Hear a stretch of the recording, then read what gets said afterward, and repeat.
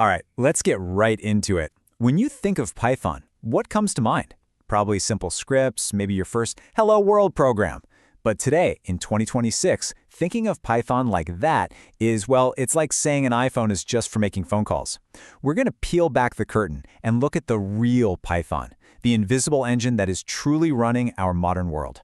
You know, it's pretty wild to think that just 10 years ago, Python was seen as this handy little tool for quick automation jobs.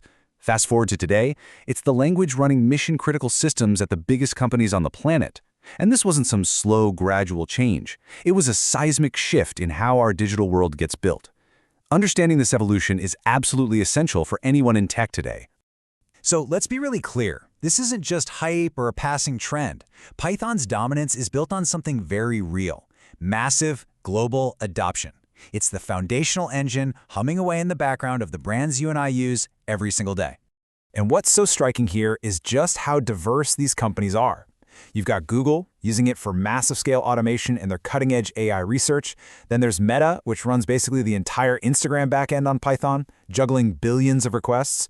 Netflix, oh yeah, it's using Python to analyze everything you watch to figure out what show to recommend next.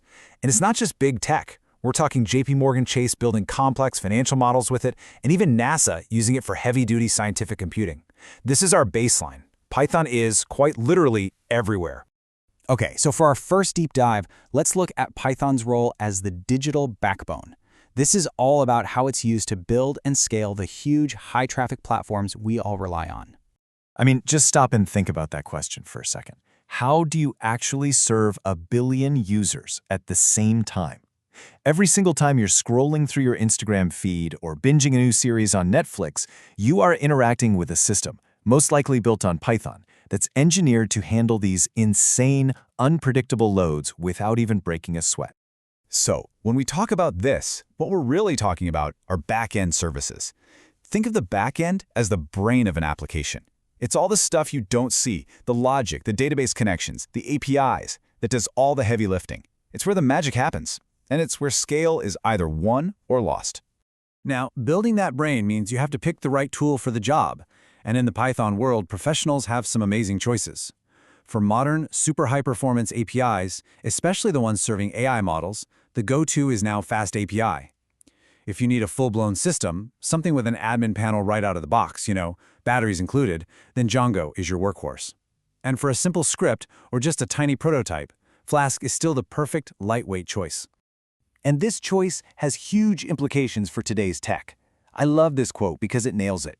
FastAPI's special ability to handle lots of AI requests all at once, that async support, is precisely why it's become the gold standard for deploying the machine learning tools that are completely reshaping our world. All right, let's shift gears. We've talked software, but now let's explore our second world, where Python is scripting the physical world. I'm talking everything from factory floors to the very computer networks that connect all of us. First, let's talk about the world of atoms, actual physical stuff. In heavy industries like manufacturing, Python is becoming a key player in optimizing physical processes, from directly controlling machinery to predicting when a piece of equipment is about to fail. A perfect example of this is something called predictive maintenance, and it's actually a pretty simple idea. Step 1, you use Python to gather tons of data from sensors on a machine. Step 2, you use libraries like scikit-learn to build a machine learning model that learns what healthy looks like.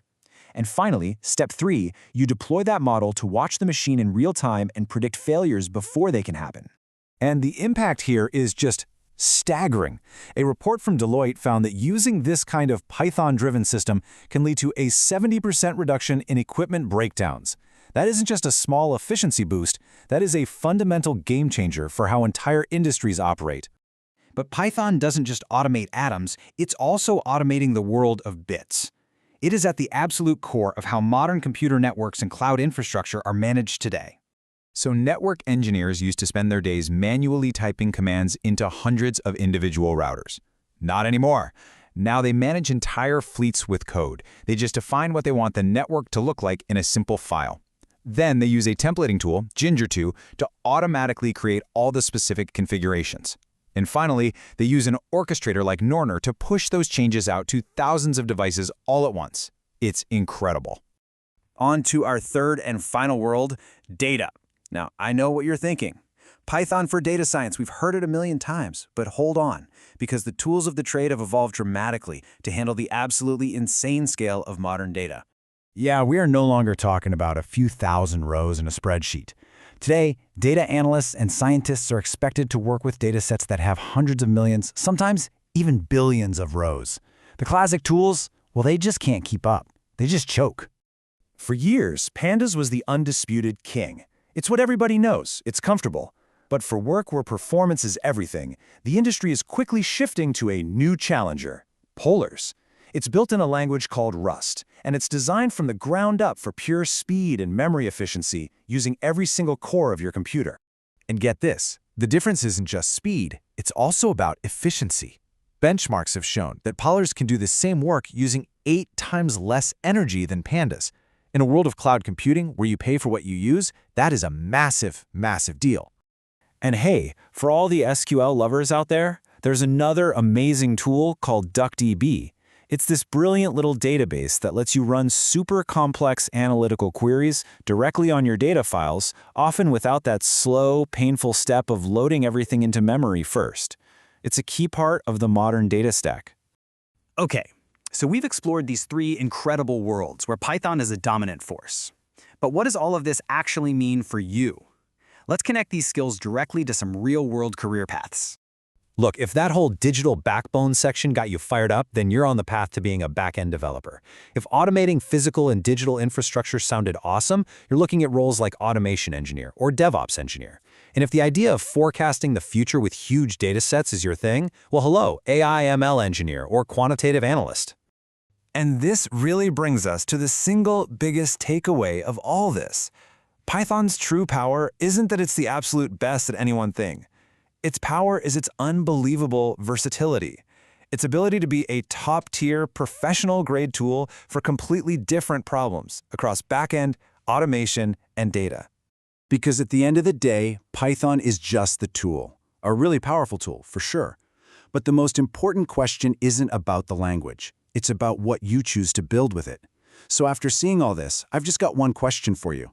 What problem will you solve?